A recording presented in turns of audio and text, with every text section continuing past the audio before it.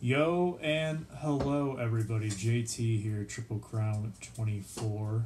I have a card show recap for you once again here on this Saturday evening. Hope you are doing well. I am here in Mike's card room, so I'm doing a Mike style video where I turn the camera around and talk and say that I'm going to show you some stuff, and then I do show you some stuff. So I had a fantastic time. I met quite a few YouTubers. I met Mike, he's actually here. What's up, Mike? That's him. You guys know who he is. And then I met up with, today on Saturday, Andy Shubanian of Refractors and his brother. Yesterday, Jeremy IPTTM came up, hang out with us. We were at the show, Foo 3122. 3112. Oh, no. That's alright. Foo's going to get mad. Sorry, Yeah, Foo. right. 3112. That's right? Yep. Yeah, he came up here. Foo came up here. And we saw Ken Bean's Ball Card Blog at the show on Friday. And it was just a great time overall. I got to talk with a lot of dealers, just chat. A lot of them found it interesting that I was from Ohio. Usually a lot of people don't find that very interesting, but I don't really think it is myself. But I have some clips of the show. Now, I'm going to say this right now. There's not that many pictures and video of actual cards. And I know that sometimes people go, well, oh, you didn't show more cards. And the reason why is because I was really focused on getting stuff.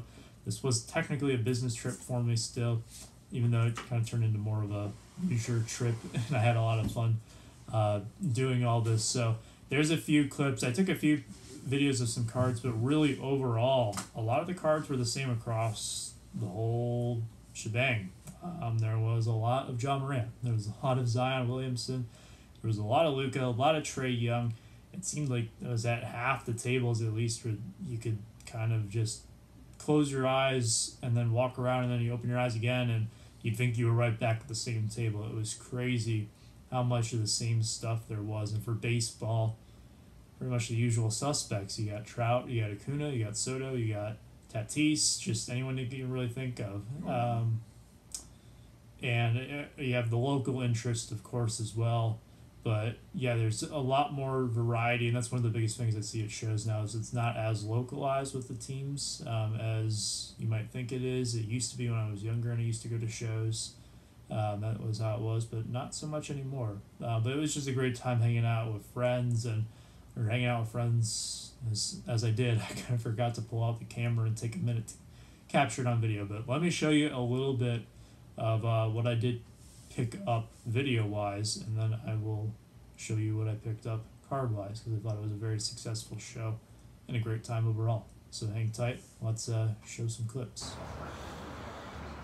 What's going on, everybody? Triple Crown 24 back today in beautiful Dallas, Texas. Masks on, gloves on today. It's card show time. I'm joined by a couple of legends. We got Jeremy IPTTM.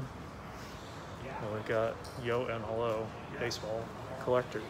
So we're gonna go in and try to get some footage of the show for you guys. I know I normally don't do that in my card show recaps, but it's a special day. Why not? We got a couple days here, so I'll splice some clips in. See you guys later. All right, here we go.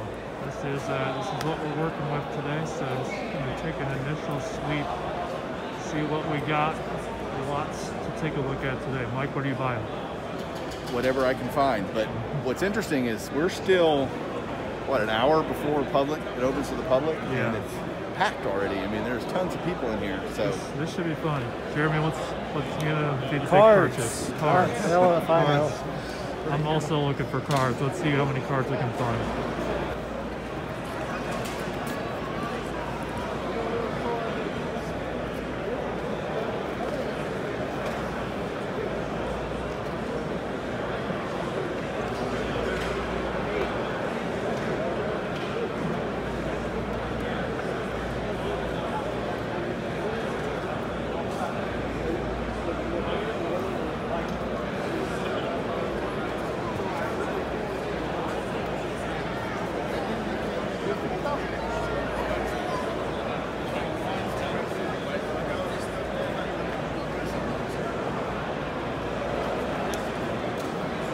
hey, let me talk to you for a second. My role today is JT's bouncer. I'm his muscle.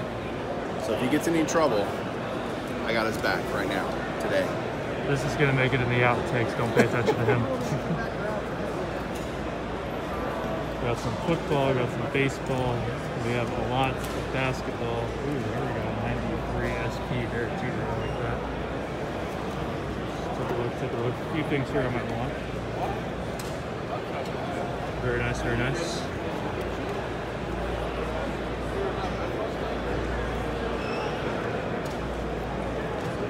Little vintage basketball has been king all weekend long. Lots of basketball.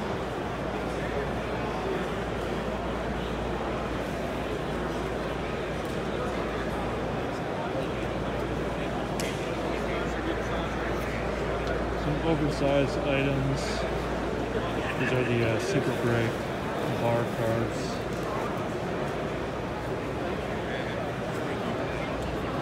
PSA DNA certified auto.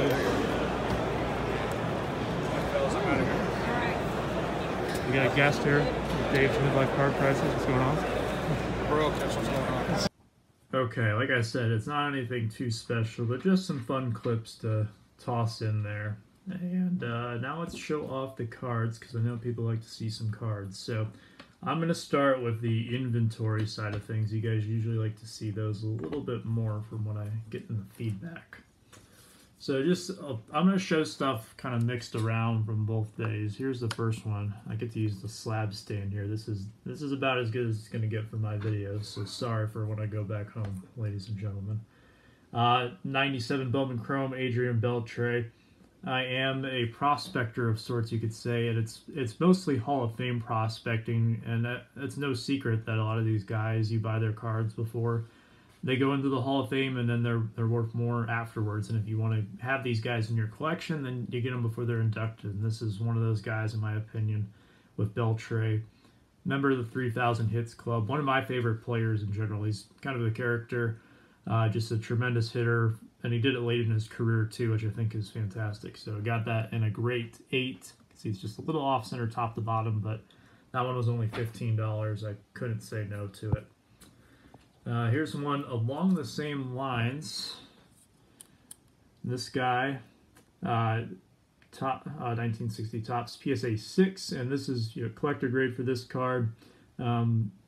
Really, this next upcoming Veterans Committee is going to be the Golden Age, I believe is what it's called.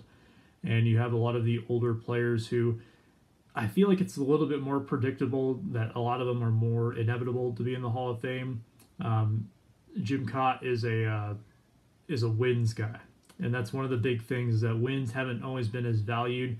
But as we go on and on in the age of the reliever, I do feel that wins are going to be something that is more valued. So I've been looking to get one of these. I've also been looking at a few other ones for guys that I think could potentially get in. If not this time around, maybe the next time that the Golden Age comes around. But I got this today in a bundle, so I was very happy with the price I got it at. Just one to hold on to for a while. I do like the 1960 Topps rookies. In fact, I like them so much that I have had to get this one also in the same deal. It's a 1960 Topps Carl Yastrzemski SGC5. This is going to a fellow YouTuber. I won't say who, because they're going to be doing something with it, so I will let them talk about it more. But was on the lookout for this card and found one that was suited to their liking today. It took a 2-day search for that one, but finally found the right Yaz. There was a lot of them there. A lot of them were pretty nice. A little bit too nice for me. That's a problem I run into often. All right, speaking of Yaz, here is I get to use the stand again. 1978 Topps. Not Topps, O-Pee-Chee, PSA 8. And just the fact that it was an O-Pee-Chee, not something that you see every day. I was kind of just looking for something else to add into this bundle to make the price on the actual Yaz rookie and the rest of the cards in the bundle a little bit more affordable. Mike got a card out of the deal too, so get him a little bit better price on his card. Everybody wins that way, so always nice to buy in bulk when you can. Sometimes you just walk by and you see something that you know seems a little bit too cheap. And that was the case with this one right here. Now, Some people might ask if this is a PC card, and it is not, because I've had a very love-hate relationship with the Detroit Lions in my lifetime, especially collecting them. In fact, my resentment towards some of my Lions PCs is what got me into super collecting Cabrera like I do. And with Stafford, I really didn't have too many of his cards before I sold most of what I had, including his rookies. So I do have one base raw chrome rookie in my collection right now. It's not really my collection, it's in the store. But I did pick this one up. This was a $60 price tag, and I knew that seemed really cheap because in the Tigers Facebook, not the Tigers group, but the Lions Facebook group, I had seen a few that were, I don't know, they seemed like they were going for more, if I remembered correctly, for just the refractor version. I thought the X-Fractor, maybe it would command a little bit more. I checked it out really quickly, and I saw that the last one had sold for $140. So I went back. I tried to press my luck and get it for $50. The guy said, how about you meet me at $55? And I reluctantly kind of just kicked my feet around, hoping that maybe he'd come back down to $50. But I said, you know what, $55 is good with me. I do love these old late 2000s, early 2010s X-Fractors. I like the current X-Fractors now as well. So that was the slabs. Let's move into the raw stuff. Now this first stack here, I'm always looking for Trout. And really with Trout, I'm sure he's one of the players that is most searched in a lot of the shows. And there's usually like a Trout stack on a lot of tables at the shows I go to. No different today. For overall, I would say a lot of things were very organized at this show. A lot of people knew what they had, and they had it where it was easy to find what you were looking for, which I do greatly appreciate. There are pros and cons to it. I would say the pros, it's easier because you can ask them, and they can tell you yes or no on a certain thing that you're looking for. And they say no, we move on. Like Mike was looking for a Trevor Bauer autograph on day 2, and we asked probably a dozen times, hey, do you have a Trevor Bauer autograph? They said no. We're like, okay, next table. So it saved a lot of time. The downside to that a lot of times is if they're really organized and they know exactly what they have, the less likely you are to find deals if that's kind of what you're looking for. So sometimes I will purposely target those tables that maybe look like they're a little bit more messy because, hey, you never know what you might find. And that happened a couple of times. One of the cards that Mike got was one that I had picked out that was in the exact same scenario that I described earlier. This guy here had his stuff somewhat disorganized. He had like a Trout row, but the rest of the setup didn't really have much rhyme or reason to it. So I took a look at it, and I got this stack of Trouts for $8. It's 4 cards. So the first one here, Class 2 Black from 2019 Gold Label. It's just kind of one that I added to the top of the stack to hopefully get a better bundle price. The next 3 I was very pleased with. Here's a Jackie Robinson Day variation from Gypsy Queen. Very subtle. I believe the codes on the back are different, but you can see how small they are, and I don't have the code memorized. But on these Jackie Robinson variations, one thing I do notice is that the 42 is usually very, very obvious. So you don't have to look too hard to find one, and this one caught my eye. So I'm glad Gypsy Queen does that. Another thing I'll do is I'll turn them over and I'll look for the bazooka backs, because I have found them in quarter boxes before where people just, maybe they didn't pay attention, maybe they didn't care, whatever the case may be. But sometimes I do find the bazooka backs in there, and I'll pick those up if they're the right price. Also got this 2012 Trout Paper Bowman. And then this one was kind of the cream of the crop for this deal, 2013 Topps. This is the Walmart Blue Parallel. And yeah, these things, I don't see too many of them these days. A lot of these retail parallels are very tough to come by, especially for the lower name guys. So I like to pick these up even of the common guys if they're at the right price. So Trout for what came out to be $2, that was a no-brainer to me. Some more bundling here. So a lot of what I did was just kind of, I pushed my luck a little bit. You know, some guys said like every card in this box $5. So I pull out 5 and say, hey, will you do 20 on this? In this case, it happened to be 4. I tried to do it, asked this guy, will you take 15? He said, no, I'm firm in 20. That was okay though. So what I got, just some autographs that I thought were a little bit undervalued at $5. Little Fireworks, Sixto Sanchez. He had an incredible season with the Marlins. Max Kepler, rookie chrome autograph. This guy has been very, very prominent in the AL Central the last few years, especially against the Tigers, of course. But Marcus Stroman, one of the bigger free agents out there, first Bowman Chrome auto, can't go wrong with that. This guy's also been playing pretty well for the Yankees, Aaron Hicks. So just some stuff that I thought was a little bit too cheap. The next deal, just always looking out for these type of guys right here. Albert Pujols, little $5 here on this 2019 Finest Orange Refractor. Then we get into some bundles. So Mike got the majority of this bundle here. One of the cards is actually a gift, but we had 5 cards that were at a table that, or a showcase that said $15 each.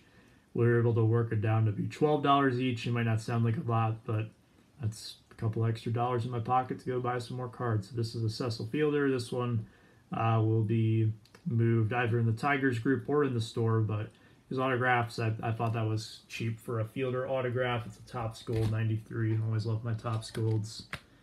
And then I did some serious bundling at the end of day 1 and day 2. So the end of day 1, I did pick this up, and this was one of my favorite pickups of the show. Sabrina Ionescu Silver Prism 2020 WNBA Prism. I do have the base version of this. There are a few more of the colors that I would like to get, but she is pretty expensive. And this was a card that was on my wish list for the show, and I saw the back price tag of $200, and I didn't think I was going to be able to get it for what I wanted to. What I was actually able to do is I was able to get this for the guy took $50 off initially, which is a huge jump. Because he said that's what they had recently sold for, which he was right. They'd sold for a little bit more as well, but some of the lowest ones were at $150. But usually when someone is willing to come down $50, it's a sign that they are very flexible with their pricing. So I get a little bit more aggressive than normal with my deals. I don't want to scare them off, of course, and make it where they don't want to make a deal with me because they think I'm trying to lowball them. But at the same time, I want to make sure that I'm giving them something realistic, at least something that's in the ballpark where we can at least come to something, but not give them what is my top dollar at the same time. So I got this, and then I got a really nice stack of cards in the dollar box. This is one of the highlights. I won't show all of them because this video, as you guys probably would guess, as all my videos do, is going to run long. But this is a first-year optic for NFL. Phillip Rivers, and it's numbered to 50. So these Hall of Fame caliber guys, they're optic colors. When I find them for cheap, I do pick them up. And $1 for Phillip Rivers out of 50 was a no-brainer to me. Got some baseball cards to go with it as well for $1. And then I bundled 2 cards that were in his autograph box. They were anywhere from $15 to $50. One of them was this Lou Whitaker. This is the red from Optic. Numbered 1 of 7. And then the other one was a Jose Abreu autograph that was numbered 2 of 2 from Optic as well. Now on the Abreu autograph, I was going around on day 1, not really much on day 2 because I figured I had already missed out, but on day 1 looking for autographs or cheap cards of Abreu and Freeman because they had just won the MVP award. If I could find them for cheap, I would hope to move them very quickly. If nothing else, I could use them for trade bait later on in the show, which is exactly what happened. If you watched Mike's video, he got a very nice card that we initially thought he wasn't going to get a deal done for, but I basically got the card almost for free because I got the Ionescu rookie silver for the price that I was willing to pay, and I've pretty much considered everything else free with it. So I went back and I gave the guy the pitch like, hey, I'm going to give you this card. You know, we're only like $25 off in value. This is a 2-of-2 autograph of a guy who just won the MVP award. Why not go ahead and take this? And I'm sure that you could sell it today, you know, make some of that money back. And I probably chatted this guy up for 10 minutes. I chatted him up too while I was trying to wave down Mike as well. So I worked him for a good long time, and he eventually caved in. So that was worth it, and you know, Mike was a good sport. He helped me out on a few deals as well, which you'll see here with this next stack. This was the last deal of the show. I had to call it quits after this one because I was very happy with this this haul. So Mike got his Trevor Hoffman autograph. Along with this stack here, the dealer was very friendly. He talked to me a little bit, just shooting the bull. So I got this Kirk Gibson autograph here, patch auto, numbered 5 of 5. Gibby's kind of a tough signature, tougher than you might think, and his autographs prices on eBay do reflect that. So that will be one for either the Tigers group or the store. But of course, I was looking to pick up some cards of this guy, and that would be the big man, Miggy, 2012 Triple Threads relic there. This is a 6-way relic. It actually comes with a little cert. This is something they did in Ballpark Collection. So you see on the front, it's got Melvin Mora and Eric Chavez. I believe it's Jason Varitek, Kenji Jojima, and Jorge Posada on the back. But of course, I was going after it for Miggy, and I haven't seen one of those in quite some time. This was the centerpiece of that deal, though, the 2020 Topps Update Decades Best. Autograph number to 25, and you can see the sticker price itself was very reasonable. One thing I'll say about these is that some people might scoff at it, that it's a sticker autograph. I've said this numerous times on the channel, but I really don't mind the sticker autographs. Of course, I'll prefer on-card, but sticker autos to me, he still touched the sticker, he still signed it, still a Miggy autograph. And these are actually quite tough. If you think about it, with Topps Flagship and Topps Update, any of them, any of the series, they are the most produced products. And to get the autographs, you only get one per jumbo hobby box. You're only going to get a handful if you buy a hobby case. And a lot of times they're the lesser named guys. So to get one of these guys, especially when it's numbered to 25, and for a product like this year's update where not a lot of people are ripping it, this is a card that I see being very scarce. How many of these will actually make it out of packs? I don't know, and it might be a long time before we see them. I personally have only seen one listed on eBay, and it was $250 or best offer, so this one ended up being $60. I was going to say no, but I couldn't say no. And that's my fault. That's Mike's fault, but I'm glad to have it. Okay, so apparently Mike's iPad has also had enough of my long-windedness in videos and said that the storage was full. So I'm going to wrap this up here with the coup de grace of my pickups. And that would be none other than this Hall of Fame ball signed by Miggy. And this was an end of day one find. Very lucky that I even found it because I was just kind of hanging around with Jeremy IPTTM there at the end of the day one portion of the show. He was looking for a few things, and I was kind of looking with him. So he was looking at one end of this dealer's table. He kind of had like an L-shaped setup.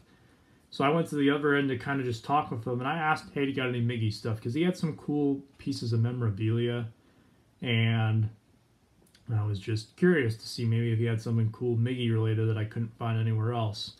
This one, it's not incredibly common. There are some that he signed out there like this, but this is certainly not something that you see every day. The Hall of Fame ball, and it's certainly something that he will sign later on at the end of this decade, probably when he gets into the Hall of Fame.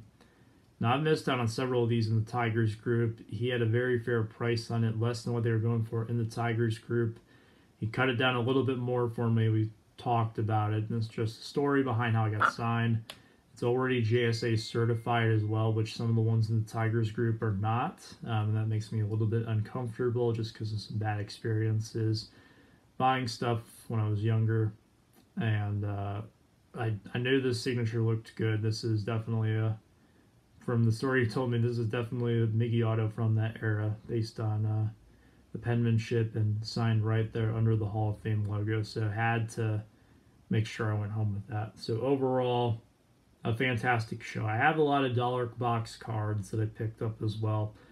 Stuff for the store, kind of business as normal in that regard, but I won't show those off today. I'll probably get those up at some point over the next week. So I've got a lot of catching up to do. I've got some PSA orders that came back in, so expect 2 videos on Monday showing those off. Hopefully we'll get those out to everybody in the submission. Sorry for the delay on that, but hopefully you are understanding. Hopefully we'll have some more orders come back soon. Should have a few more cards later in the week, fingers crossed, to show off as well. So hope everybody out there enjoyed our recaps. I'm sure Jeremy is going to have a video up if he doesn't already. Mike is going to have a video up here as well, talking about his experience at the show. And maybe Andy will do a video as well. So, and I think Ken will probably do a video as well. So you have a lot of content to consume from the weekend. But until next time, stay safe and be kind.